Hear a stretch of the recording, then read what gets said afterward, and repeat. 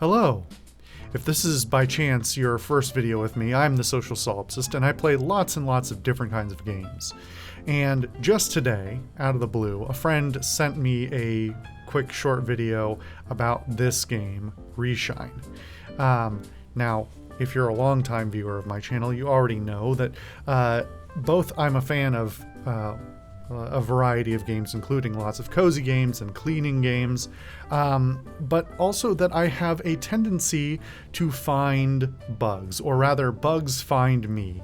And so whenever there's a playtest game for something coming out, and especially as I'm going through, this is not part of Steam Next Fest, but I've recently been doing a bunch of Next Fest demos, I think it's a perfect opportunity for me to take a look at this, as in the video released by the developers, they asked for a bunch of feedback, and if anybody's going to find something funny about this or have little nits to pick, it's going to be me. So I thought I'd give this a go. I'm kind of excited for this because while I already like things in this vein, the likes of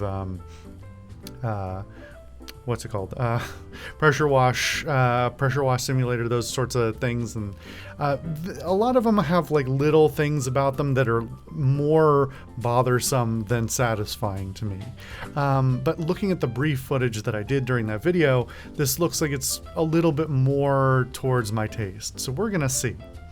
So let's go ahead and read this. Welcome to the Reshine playtest. This is an open playtest on Steam, by the way, at the moment, so if you like this, you can grab it.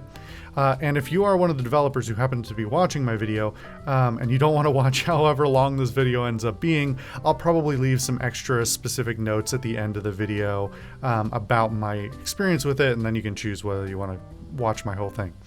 Okay, so thanks a lot for tuning in for the playtest of Reshine. As you play, please keep in mind that Reshine is meant to be a satisfying, minimalistic experience. No management, no heavy progression, just pure, relaxing, cozy gameplay. I love that. I'm giving 2 thumbs up that you can't see. Please don't hesitate to share your thoughts about the game using the feedback form. It helps us immensely. And if you like what you see, please consider wishlisting Reshine on Steam. Have fun with the playtest. Important note, no AI was used in the creation of any element of Reshine. I am pumping my fists. The game is handcrafted by humans for fellow humans. Thank you. Because I have had to delete a bunch of the demos that I downloaded after discovering that sometimes there were documented uses of AI, sometimes there were undocumented uses of AI I had to find after going through developers' own like sites and stuff, where they didn't disclose it on Steam, but they disclosed it on their own site. And then I've found a couple of things where it's like, this is clearly AI, and they are not disclosing it and actively fighting people on various social media platforms. So, of course, all of this ends up, essentially comes down to trust. So we have to trust they are not using AI when they say they aren't. But I love, especially for an indie developer, I think it's super important to be outspoken about, hey, we're not doing this, because as I've spoken about before, AI just takes the work of real artists and destroys it, turns it into a commodity to be sold by big corporations. So, all right, enter the attic. Oh, we've got a cat. Okay, it's a cute little room.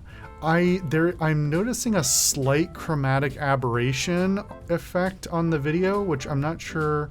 It's really, really minimal. Let me see. Let me go into the settings right off the bat. So, FPS cap unlimited. Well, I don't really want it unlimited, although it is coming out to 60 anyway, so that's interesting.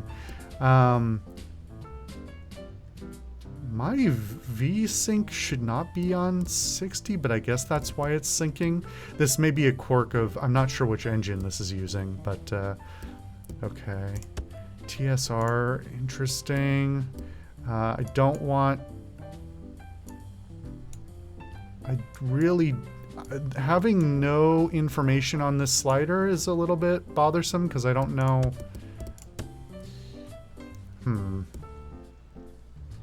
There's a typo there. That's okay. I believe the developers are not English as their first language, but yeah, minor thing there. Indirect lighting. I don't know what Lumen is. I assume that's a specific rendering technology. I don't know what enhanced geometry is either. I'm gonna go ahead and turn... Oh, interesting. Oh, light from the window. Okay. And I don't particularly like depth of field, so I'm going to turn that off. Oh, this is a little bit... Okay, it's over here. This is a slightly awkward UI, I would say, mostly because the only button down here is reset to defaults. My eye doesn't get drawn over here, so... and I guess the back button is way over here, which is a little awkward. If it was me, I would make this button smaller and have all of the other buttons lined up below it. But anyway, yeah, the audio levels right off the bat were pretty okay. I am going to bring it down just a little so I have some room to work with, and then I'm going to bump it back up in the recording. And font size. That is a nice quality of life. I don't know. Okay, so it literally just scales the UI. That's a little awkward that it rescales the size of the bar. That's probably something that needs to be fixed because everything else is sliding around it. So slide the size of the bar changing as you're using that bar is slightly awkward. But the option to have a font size option is really nice, especially depending on if you have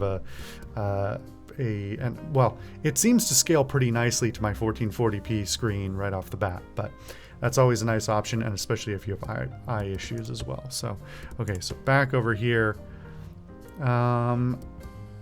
customization. Oh, but we got two cats. Ambiance. Oh, so we can change. Interesting.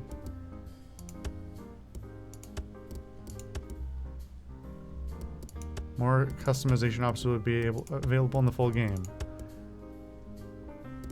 Some slight, looks like Z fighting there with the, I don't know if that's the lighting itself or if that's the two parts of the, two textures of the chest colliding there, but okay. Cool. Nice options right off the bat. Let's get started without further ado.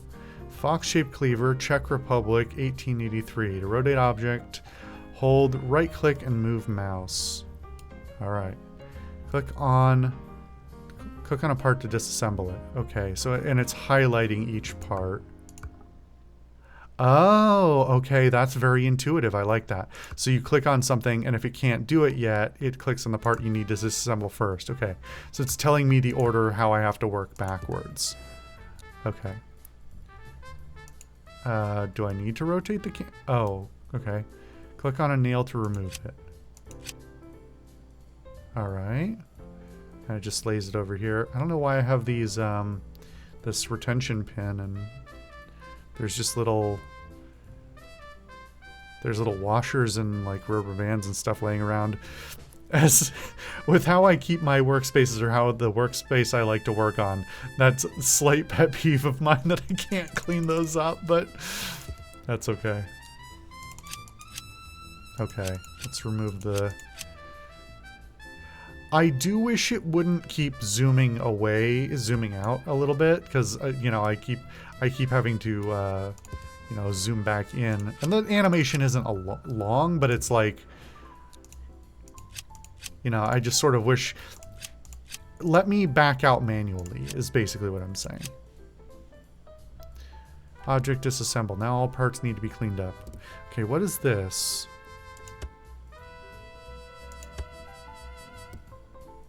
I guess that's a hint system of some kind, but I don't know what these... I'm guessing that maybe the gray marker means that it's something needs to be cleaned. Oh, we just have a sandblaster. Okay. Well, I'm going to intuit... This should maybe be explained, but I'm going to intuit that I should just drag over it.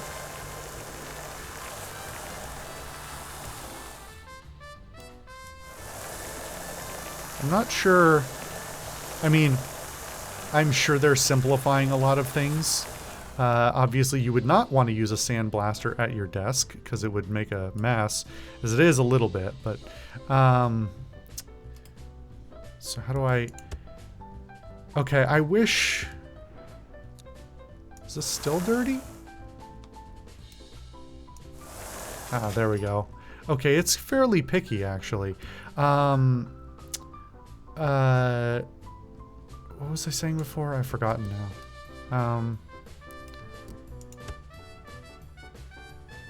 Oh. Can I see it before I apply it? Oh, it'll undo it. Okay. We're spraying all over our desk, too. Okay. I kind of like the patinaed look of this a little bit. A little bit more classic looking. I kind of wish... okay. My own personal feeling would be I want to clean everything before I start painting. I don't know if it's just, you know, railroading me a little bit because this is my first piece or not.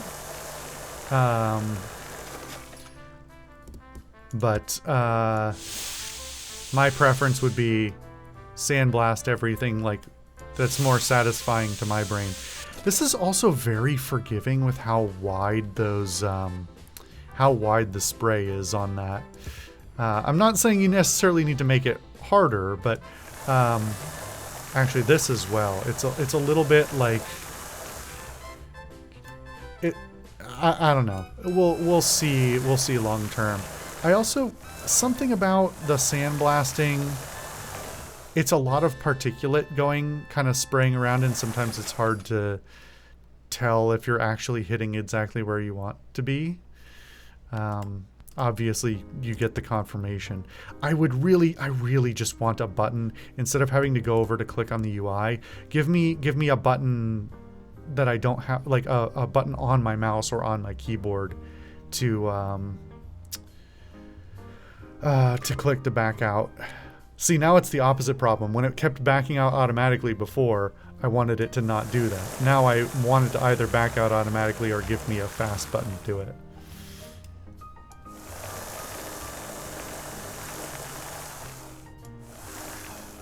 Where are we still dirty?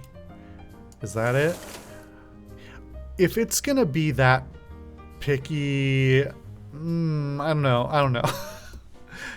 Kind of makes me, at that point, if it's in a weird spot where it's making me, you know, brush the whole face but not do any of this, like it's being picky about a tiny little corner, but it's not like, hey, you only hit the faces, now you got to hit all the sides, right? So part of my brain goes, well, if you expect me to do a tiny little corner, you should expect me to turn all the sides around too.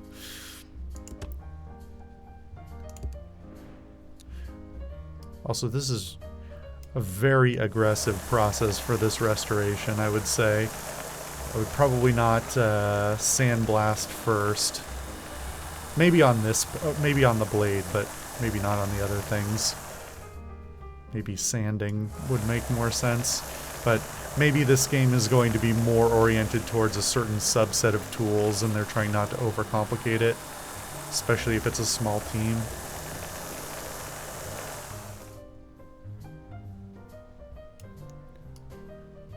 Where's the part what have I missed? Is that? It was a tiny little bit at the end. Okay. Yeah, I'm gonna say it's a little bit fussy. What am I? Oh. How did it? It didn't even tell me it was switching tools, but this looks like it's a finer grip for polishing. Okay.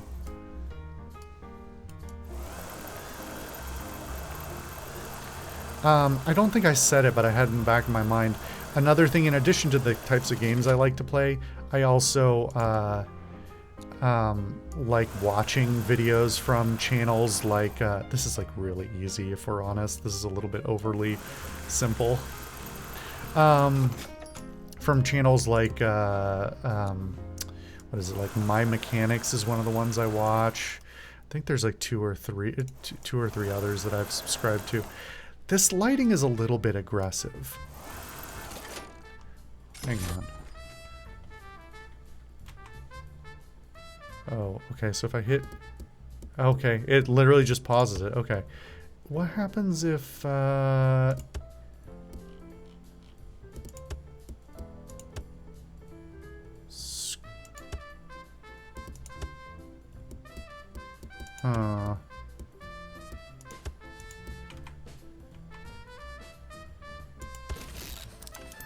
That does look quite different, but I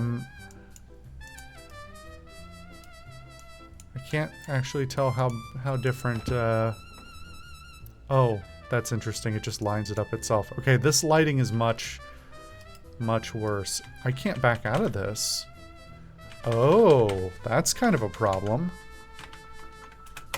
I have no way I can rotate the apparently I can rotate the camera with WASD, which is interesting. Wasn't expecting that. I have no way of backing out of this right now. I can alt tab, but that's it. This is probably very minor, given that all I'm probably have to do is nail these things in before it'll let me back out. But that's kind of a major thing. You should be able to get to a menu at all times, if you ask me. So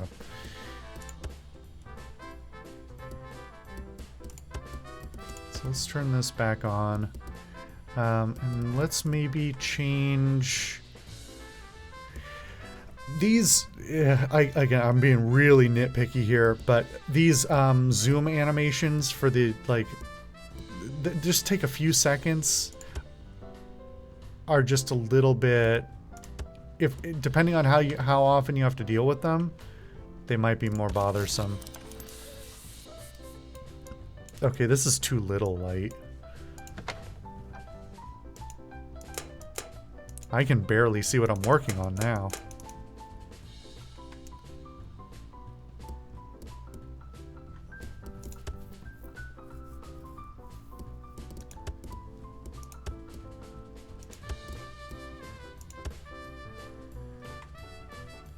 Try the different colors of light. This seems a little bit more... It's still got rather aggressive reflections.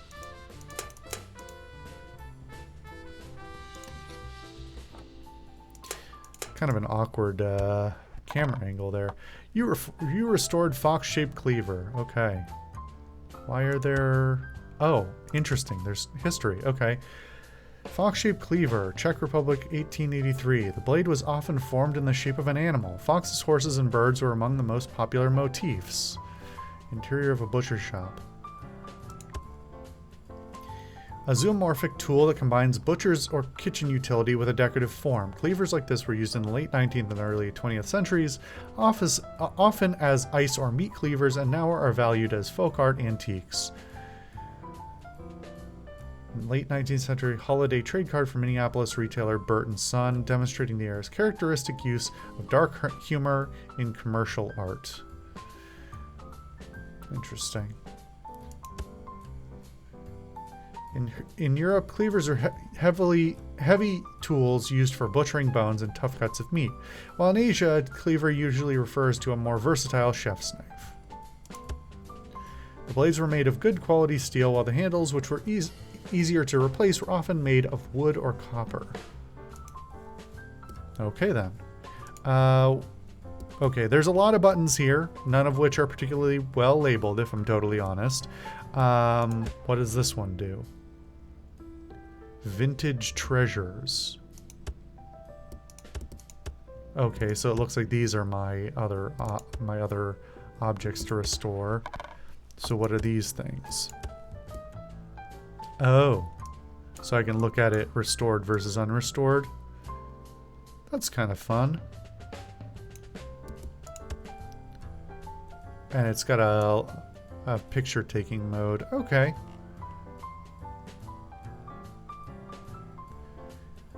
That feels a little silly to me, if I'm honest. Just because it's, you know, it's not like... This was quick. How long did this take? I want to say this took about 10 minutes for me to complete this.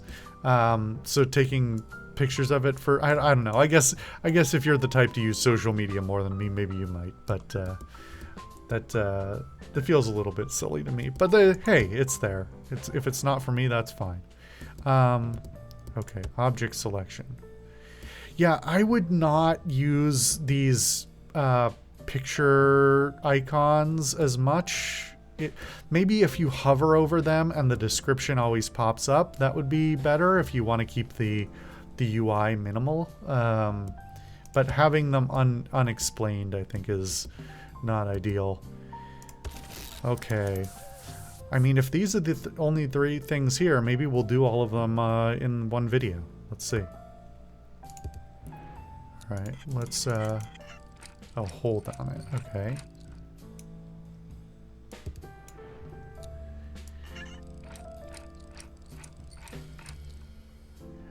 I don't think I said it explicitly in the last object, but there are certain things here where I'm like, that's not quite how that works. Like, I don't think generally a screw like this would be tapped directly into the wood. But again, this is going for maybe a slightly less realistic and slightly more cozy aesthetic as they mentioned at the beginning. So I'm just going off my intuition on what to remove. Let's see.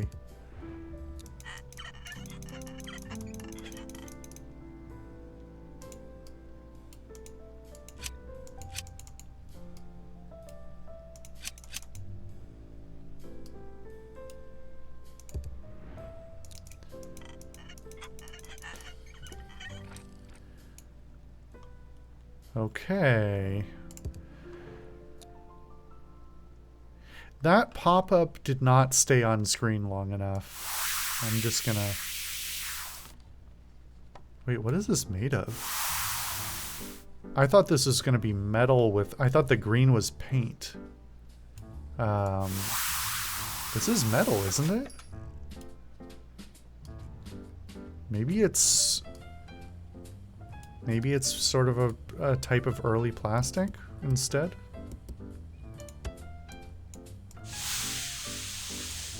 Again, it's being very forgiving with the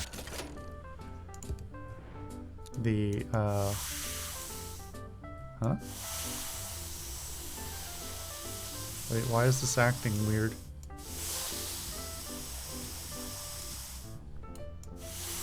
Why is this doing such a tiny amount of... Was there a different... This doesn't look like the same tool. Is this doing a different thing? I didn't get to see what the thing was on screen. It just switched to the tool automatically. Again, I think this is going for a very... I don't have any adjustments, do I? This is going for a very casual type of thing. If this was a slightly more serious game, I would sort of expect it, instead of hand-holding me, to sort of like give me all the tools and force me to pick which one to use at a given time. Which personally would appeal to me personally more, but hang on, something's weird. Okay, the thing didn't pop up again. Why is this taking so long to... Okay, this one's fine. Why is that other one's being so fussy?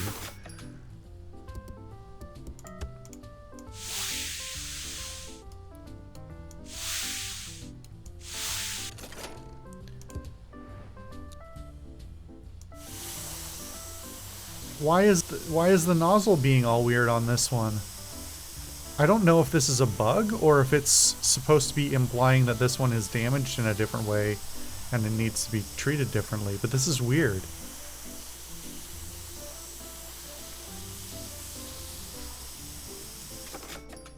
I wish that was explained a little better. I was a little unsatisfied with the... And this one gonna be easy too? Yeah, well, yeah, pretty easy.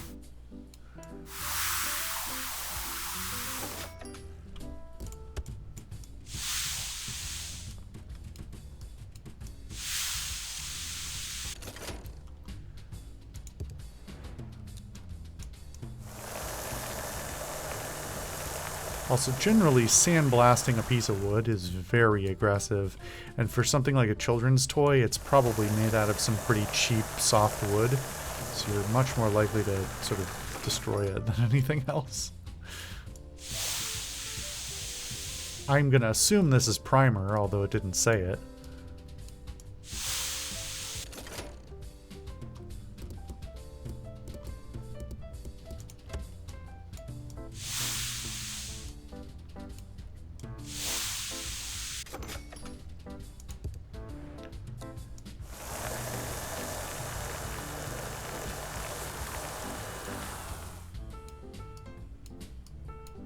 For some reason, it does take a little bit more to drag to rotate than I would expect it to.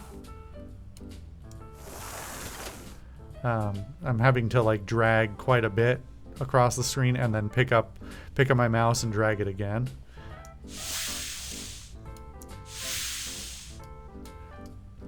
Which is in contrast to this extremely forgiving painting process, which I barely have to wave it and it's done.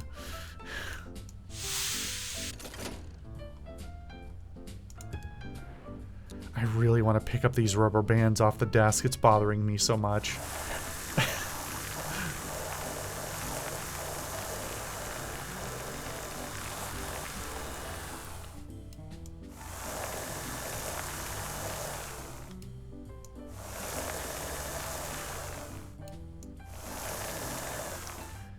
Okay, this is a nice shape where I get to actually rotate it multiple times instead of it being like functionally two-dimensional, as like all the wheels and the ears and a bunch of other things on the other thing were.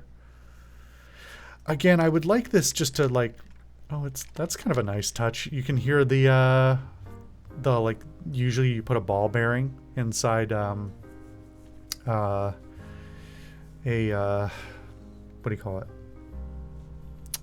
The paint reservoir to ensure that it's like getting regularly mixed. You can just sort of shake it to mix it. So that's kind of a nice touch.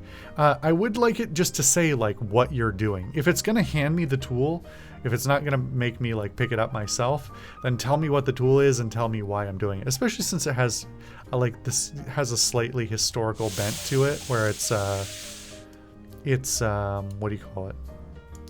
You know, at the end it tells you the history of the object, then it seems like a perfect opportunity to explain why you're doing what you're doing to the toy.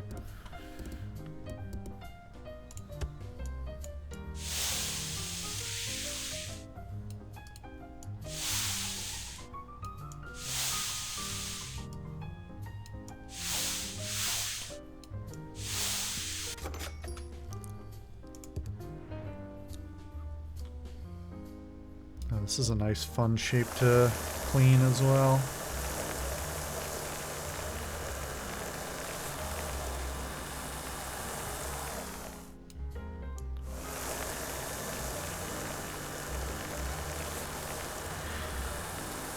I will say I'm feeling, I don't know, maybe I'm imagining it, but I feel like I'm feeling a certain amount of like mouse momentum or mouse acceleration going on, and I have mouse acceleration turned off in my for my system, so I think, but that doesn't mean that the game itself can't have mouse acceleration. So if that's the case, I might like that to have an option to turn it off. Not that it matters a huge amount, but it slightly affects the feel.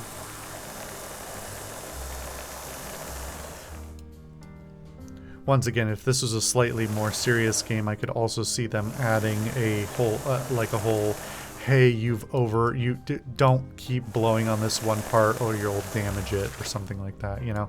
Obviously, we're not doing this for, unlike a lot of games of this sort of ilk, we're not like selling the object or completing a work job or something like that. This is clearly framed as just like a hobbyist thing. Very casual.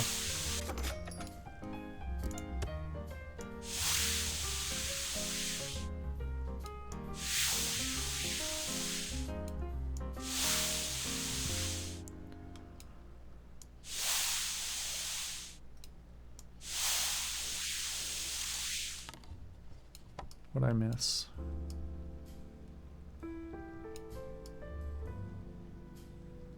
It's a little hard to tell with the lighting. I thought, well, I don't know what I missed there, but it was being fussy. I didn't even clean this thing. Wait, I didn't clean the tusks or the tail. Or the headpiece, for that matter. Is that a bug, or did they just not add those parts to the... I'm gonna assume they just didn't add those parts, because they weren't on the table. Okay, well. I mean, some of these I could see if it was like, oh, hey, you'll just replace this part because it's so rusted or something like this. But this is a specialty part. You definitely just have to restore that.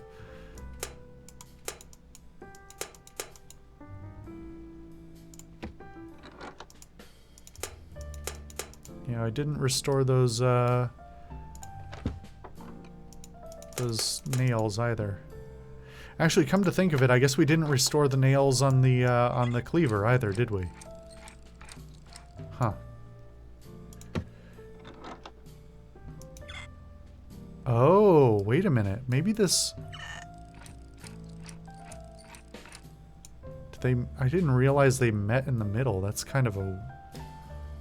But there's nothing that joins the two bolts together?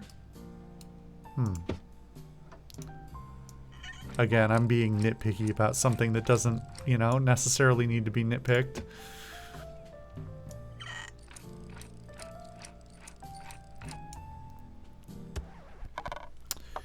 Great job, you restored Toy Elephant. Toy Elephant, Germany, 1970. Oh, that's actually even newer than I thought. Wooden elephants on wheels. Pull toys like this have a long history. Wooden animals on wheels pulled by a string have existed for centuries, and they became especially popular during and after the Victorian era. Pull toy from Khalifa... Kafajah? Temple Oval 2, dating to the early dynastic period. I don't know where that is. There's no mention of a civilization or a country or anything, so I'm not sure. But alright. Designed to both teach and entertain, pulling the toy helped children practice balance, coordination, and walking while also encouraging imaginative play. In the 19th century, some pull toys were made from luxurious materials like porcelain and featured intricate designs. In the 20th century, mass production of plastic and wooden toys made them more affordable and widely available. Germany 1970 is an interesting toy time to be pointing out, specifically because this would have, you know, that would have been split Germany. Referencing, I mean, they're probably trying to keep away from any political commentary, but certainly the production practices of West Germany versus East Germany is a very interesting topic on its own. A real elephant's trunk has around 40,000 muscle units and can hold about 8 liters of water. I don't know what a muscle unit is. That is a term I've never heard before. Elephants became a popular motif because they were major attractions in traveling circuses, deeply fascinating audiences of the time.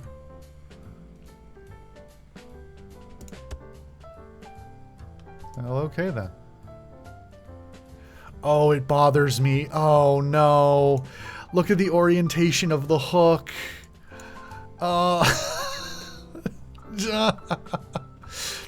Nobody's gonna care about that but me, but it bothers me. It should be the same way as it was, especially because since this is a screw tap, like, you would need to screw it in the same amount to affix it with the same tightness, presumably. Although, actually, what you should probably do if you were restoring this properly is you should probably drill out the hole entirely and either replace it with a larger piece of hardware, because that screw has probably worn out with time, or either replace it with a bigger one, or like fill the holes with a dowel and then re-tap it. That would be my guess. I'm not a professional by any means, but That would be my thought. All right. Let's do the last one. A rotary phone. USA 1952. Really? 1950s for this? That seems a little bit... This seems more turn of the century than anything, but some parts won't come off easily. Hold on one on them. Oh, we gotta wiggle it. Okay. Interesting. I don't really know how that was supposed to be affixed. But again, this is going for a... keep having to remind myself this is going for a casual aesthetic. Don't need to take it too seriously. And I'm sure I'm going to have to remind myself that for the... Oh, that's a weird order of operations. I would have taken it off the hook before doing that, but sure.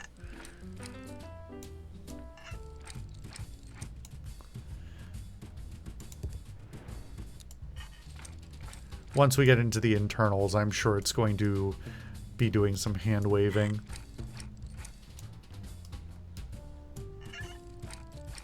Again, I think I would have taken this off the hook before doing that. It's also not cabled. It doesn't have a cable.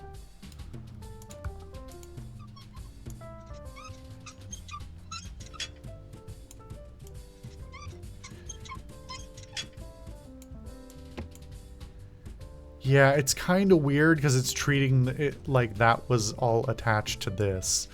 Which I guess is not technically wrong. It's just that that wouldn't have been the stopper. And that just lifts off. Okay.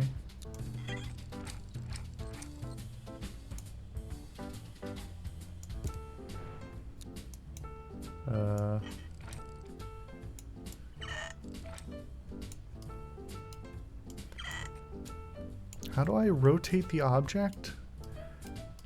I would like to actually rotate the object because the lighting, like, I can't see what I'm working on in the lighting over here.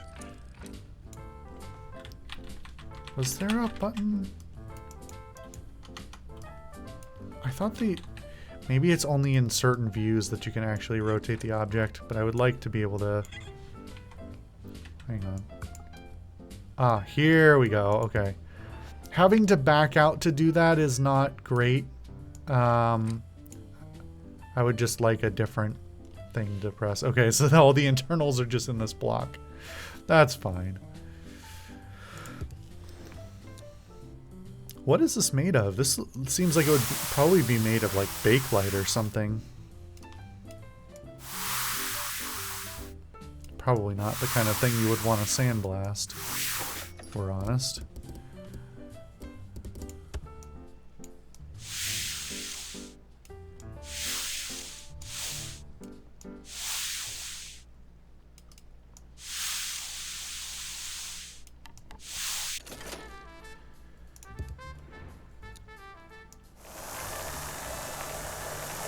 Oh, this is brass.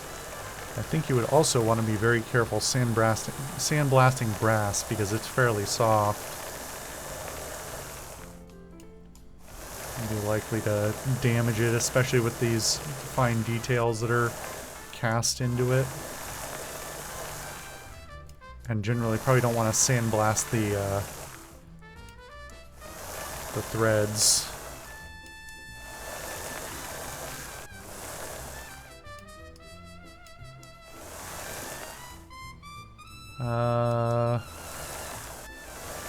Oh, it's that, I don't love that. There's a little hard to tell the difference between, like just the grain of the casting versus the dirt that's on top of it.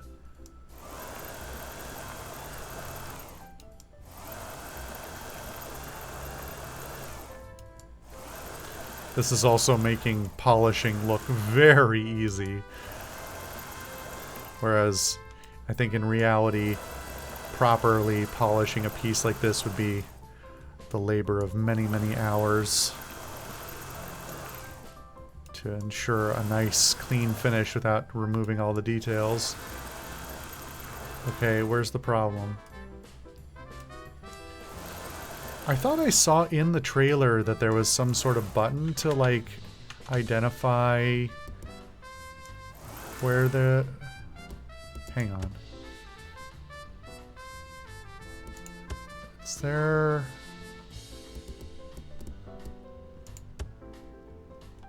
Is there a controls list? I don't think there is.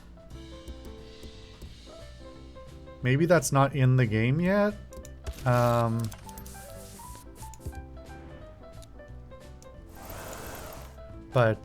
Yeah, having... Especially when it's being kind of fussy about little spots, and I can't tell... Like, there's just too many reflections and angles on this thing to tell consistently where there's a problem. Oh, that was a problem. Alright, I don't know, I guess that's enough. That's a little unsatisfying when I can't really tell what it's waiting on me for.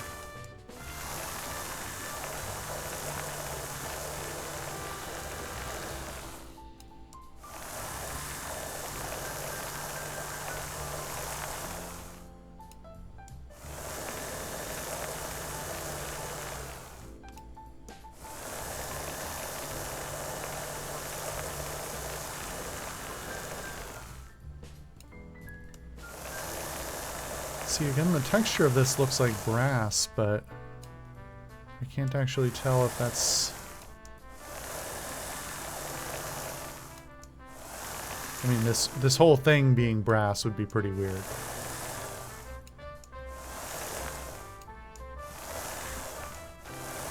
Okay.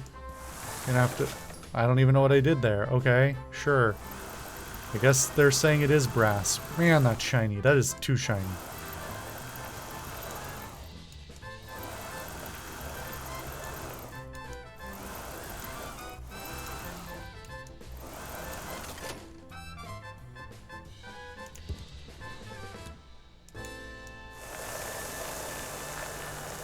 There's also a another creator who I follow who does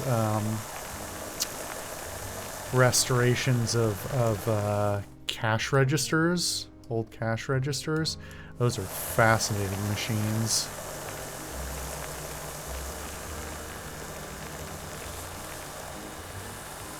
And definitely things that are they're both built like tanks and also simultaneously incredibly fragile and fussy, because the interior of them is just crazy mechanical machines that were often, you know, they were hand fitted, even though they were produced in mass.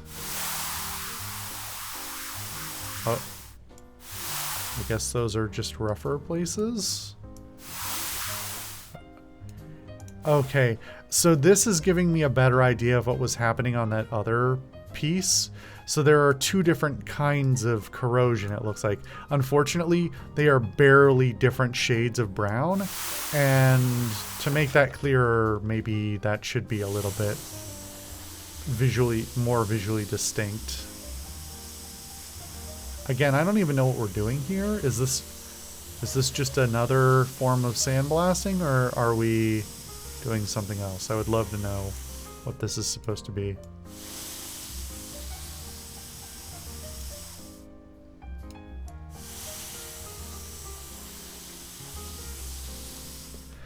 Ugh, I'm getting into bad posture, hunching over just like I would if I was doing this in reality, working at a desk.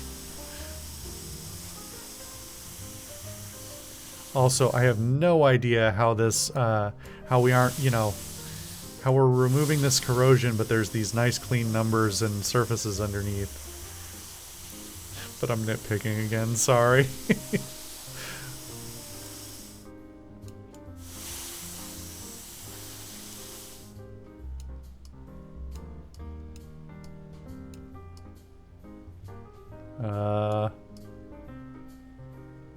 What did I miss? Oh, okay, sure.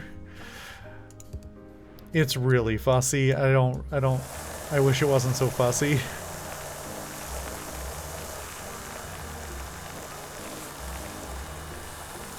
It would also be nice if for, I don't know how many objects they intend to put in the final game, but for the sake of, I don't know if this is really possible with the way they made it, but for the sake of replayability, it would be nice if the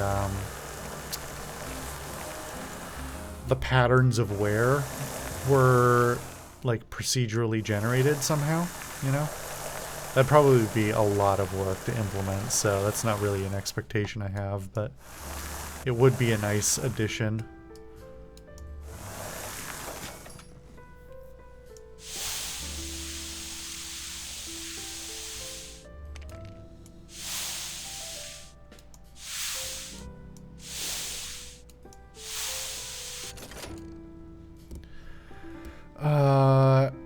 You know what I would love is when I'm getting to choose the paint color. Again, this is just a big wish list type of thing. I would love to see where on the final product it goes, so I can like mentally map out how I want to paint the entire thing. Because having I guess I can back out now, can't I? I guess it does really want you to paint it at the same time, but oh God. Let me finish my thought. Getting to pick the paint as I'm doing the final, like before the final assembly, I guess that's again the reason why I would like to clean everything first and then paint everything, because then I can like mentally think, get a better picture of how it's all going to go together. So to my mind, painting should like be the last step that you do to everything. Because I want to have, you know, a thing that looks nice and consistently colored, or, you know, like it was deliberately patterned. Apparently I just picked up a big laser gun out of the blue. Didn't realize I was going to do that, but here we are. Why is this worthy of lasering instead of sandblasting? This is just another piece of metal, is it not? I mean, cool effect, I guess. I was just... Because the game hands you tools and doesn't tell you what you're using, and because I'm not necessarily looking at the tool in my hand, it's just a bit aggressive. It's also getting caught for some reason. You see this? You see how, like... I get that it's trying not to, you know, go off the edge of the piece so that it's not like I'm firing a laser into my workshop, but that's it feels awkward. It feels like it's getting caught on stuff. Like look at this. See where my cursor is? My cursor is getting lost in the sparks, but the laser's stuck. So instead of dragging down further, which is what I feel like it should be doing, it's just a little too hard to see the cursor, I think, just generally, but especially here. Most effective when used for long, slow strides. Okay, well, one, don't make that disappear so quickly. I mean, it was reasonably timed, but let me click to dismiss it or something. But also, telling me that when I'm already half done is a little bit late.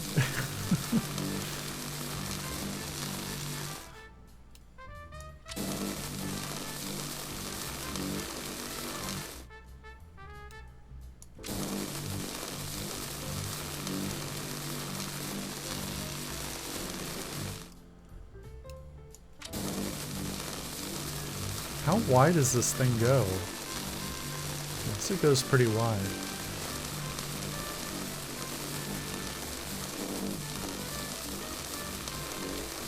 Also, it's slightly awkward because the laser rotates itself.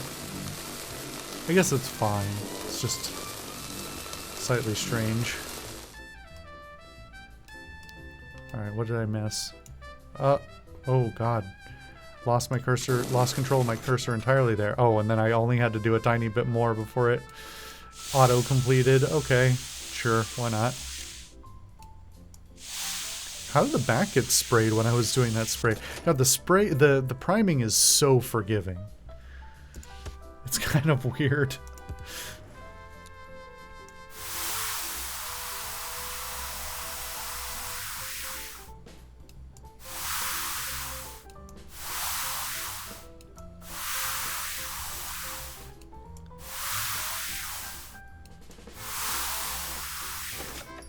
Maybe that's just... Well, I don't think... I was going to say maybe that's just like a pressurized air to blow off dust, because this would be the internals and it really shouldn't be anything more than dirty. But if that's the same one that's also being used to get the extra grime off of like the dial, then it seems like maybe that shouldn't be the case.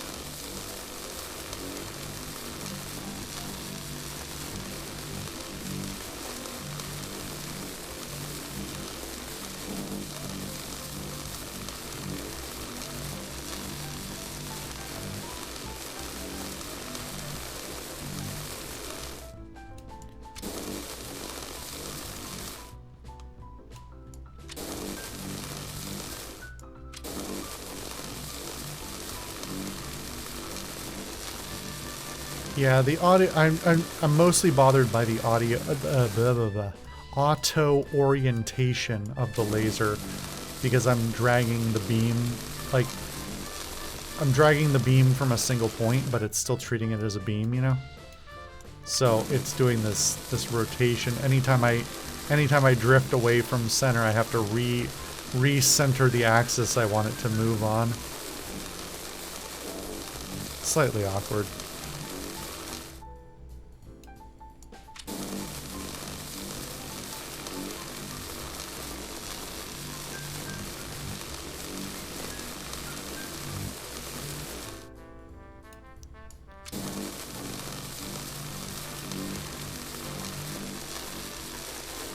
How do I... It's a little fussy with the edge when I'm trying to clean the edge. But it does... anytime I touch the edge, it gets locked up, you know, so I have to really feather it.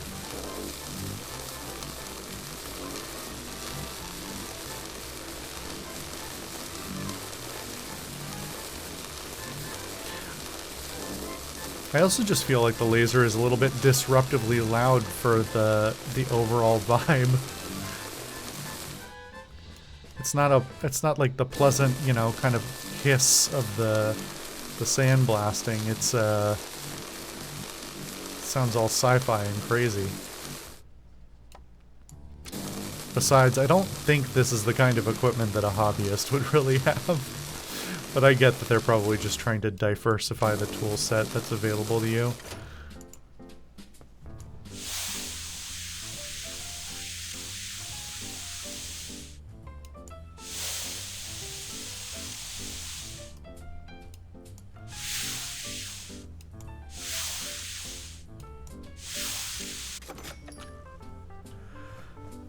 Okay.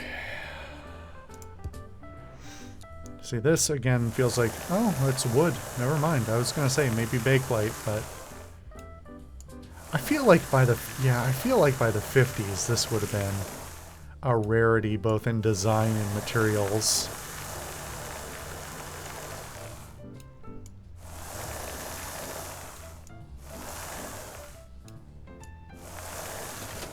Also, doesn't have a through hole drilled? Kind of weird.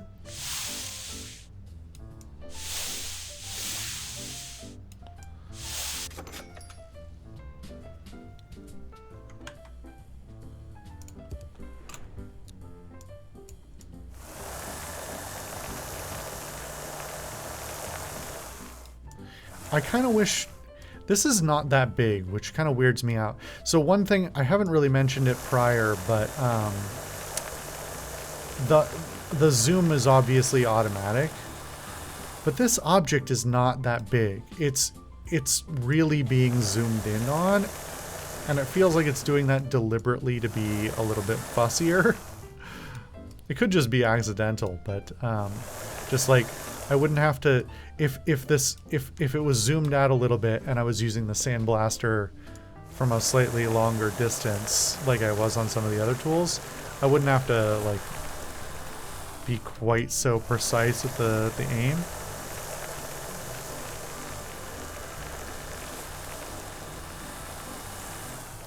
The choice to add actual sand particles is definitely a fascinating one. This is one of the few times you can really see, like, it actually just collects in there. Why does it show purple when it's brass in there? That's interesting. Maybe it's the reflection of the room light being distorted by the color of the brass. But it's only the inside.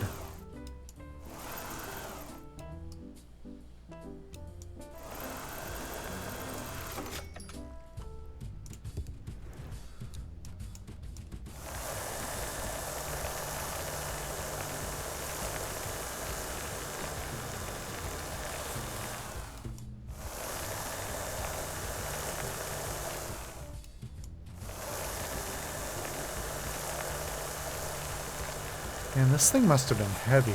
I mean, obviously, this is a very simplified assembly, but the idea of having these big, even if these things were not, if they were hollow like they would have been, instead of they appear to be solid chunks of brass here, they would have been really heavy. On top of, you know, just the general thing of not being ergonomic at all.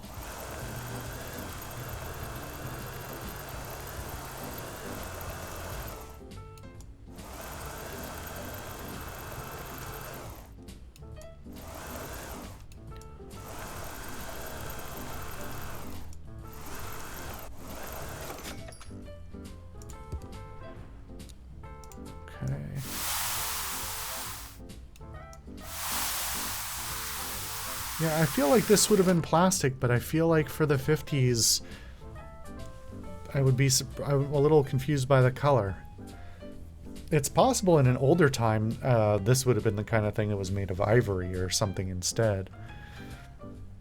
Because that was I mean, before the advent of plastics, that was kind of common for something that needed to be lightweight. Could be bone as well.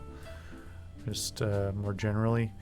Okay, so let me think about what with these being very gold brass, I feel like a contrast is in order. So let's go a dark blue for this.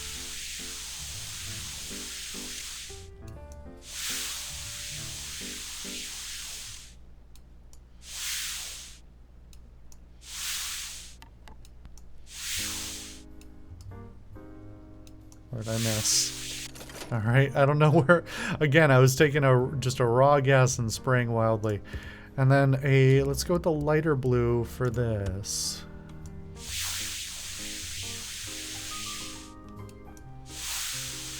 Some weird overspray going. Clearly this spray doesn't quite understand the geometry, but that's okay.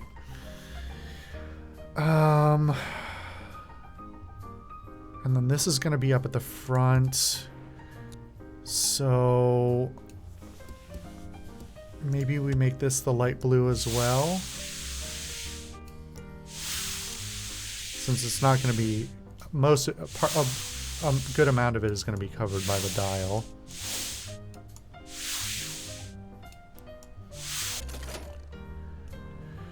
And then the handle, I think we can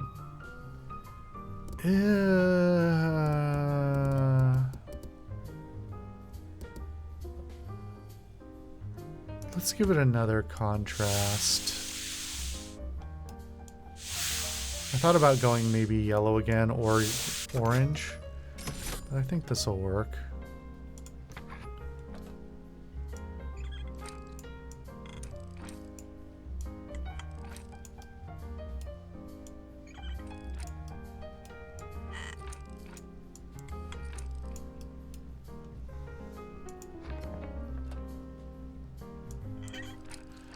Kind of wish I got to polish that, but that's fine.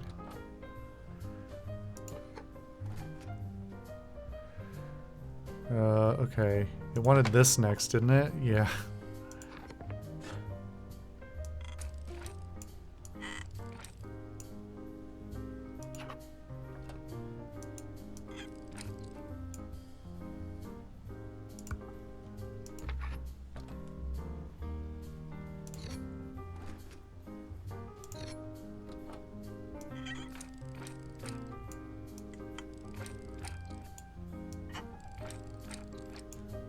See, now that I'm seeing it reassembled, I think I would have changed the colors slightly, but it doesn't look bad. Just not quite the vision I had.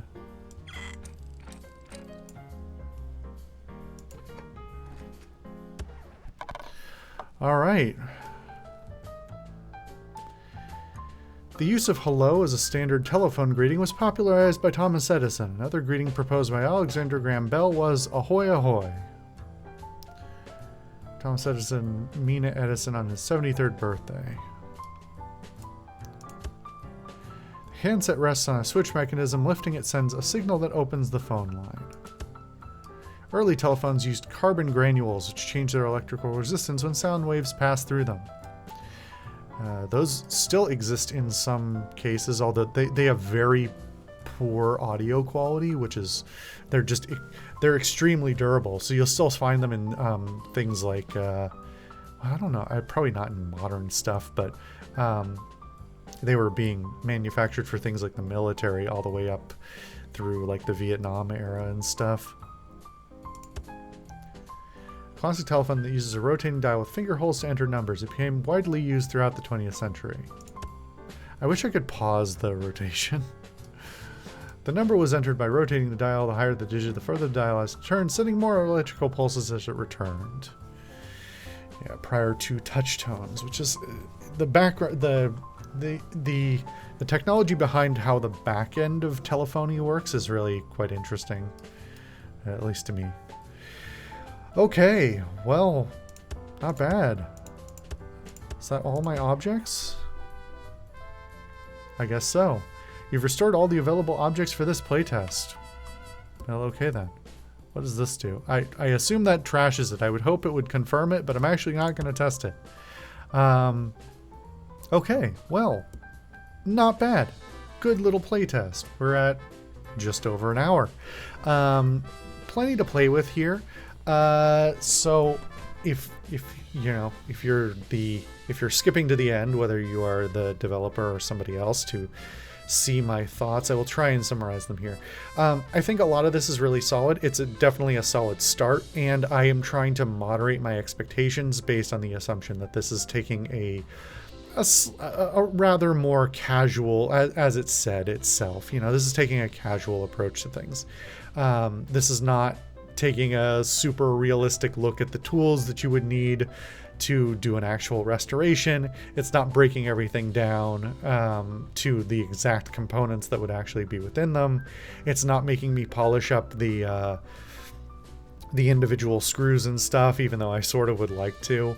The number of tools that you actually have accessible to you is not that many, and they are just handed to you, whichever one you're going to need automatically, and that's all fine. I don't, for my personal wants, part of me wants something a little bit more realistic and a little bit more demanding.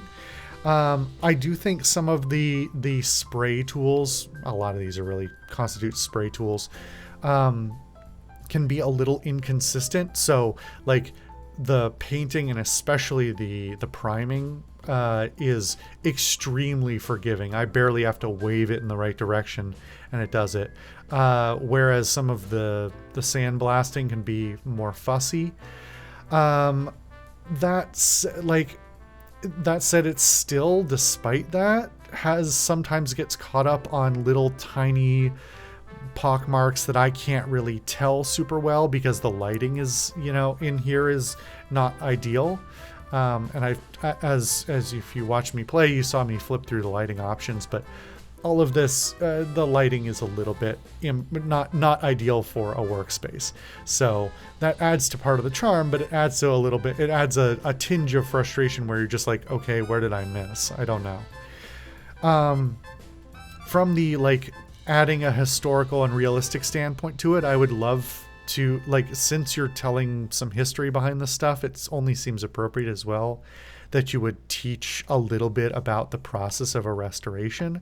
So at the very least, throwing the tools up and having a label that just says what the tool is and what it does feels appropriate. If you're not going to make me pick the tools out myself, then at least tell me what you're handing me and why. Because for somebody who like as I mentioned, I watch restoration videos and stuff like that, and I'm reasonably handy myself, so I have a sense of some of this already. But even whether I did or not, I think it's a good idea to sort of get the player a little bit more knowledge of what they're doing, so it doesn't, otherwise it can start to get, I think it could potentially start to get to an alienating element where they're just like, I don't know what I'm doing, I'm just waving at stuff. And that's kind of fine for some people, but it might be less engaging if they don't really know what they're doing. So I would love to see details there to just sort of label things a little bit better. Please let me pick up the washers and little rubber bands off my desk. It really bothers me. Give me an option. Maybe actually, hold on. Let me see if I change the mat, do they go away? No, they're even more prominent. Oh, that drives me crazy. Okay, it's fine. It's fine. Just ignore my OCD. It's fine. Yeah. Like I said, this is not going for super realism. I would like some slight changes in the controls, like the ability to back out without having to reach down to press a button over here. Just let me, like, once the process is done, let me right click to back out or something like that instead. And let me rotate the object when zoomed in. Don't make me back out, rotate the object, and then zoom back in to get the lighting, because like I was saying at the when we were disassembling this the first time, having to I need to rotate the object so I can get some light on the screws to see where they are, otherwise they're like shrouded in shadow, and so that's a little bit awkward. But generally speaking, like, I think this is very solid. It's fun. I would love to see all the objects they intend to put in here, and obviously I spent an hour on this, so if you're actually going to put in however many objects this is, I mean, that's a lot of objects. How many is this? It's like 12, 22 more. That's pretty good. I don't know what the expected price of the game will be, but I did mention that, like, for replayability's sake, it would be nice to have maybe dynamically applied wear, so you're not cleaning like the same patterns of wear every time if you wanted to do something like that. But if this was like, I don't know, maybe around $15 or something like that, then I feel like a grand total of what is it, 25? Yeah, 25 objects is not bad. It just, lacks a little replayability at some level.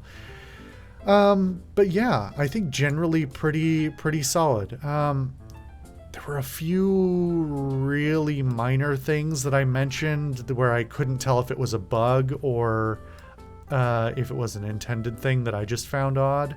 I don't remember exactly what they were now, but yeah, anyway. Hopefully that gives you some reasonably good feedback, and I'll maybe post this on Twitter or something like that to see if I can get attention. And I will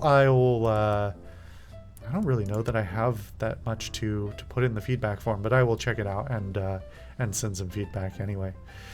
So yeah, if you've made it all the way through this, thank you for watching. If you are the developer and you're watching this, then I appreciate that. And obviously, if you're on my YouTube or my Twitter, you can leave me comments, and I will try to respond to those. Especially, I don't look at Twitter, but if you found this from my Twitter, go to the YouTube channel, leave me a comment. I will absolutely take a look at it, and I can give any further feedback or clarification if needed.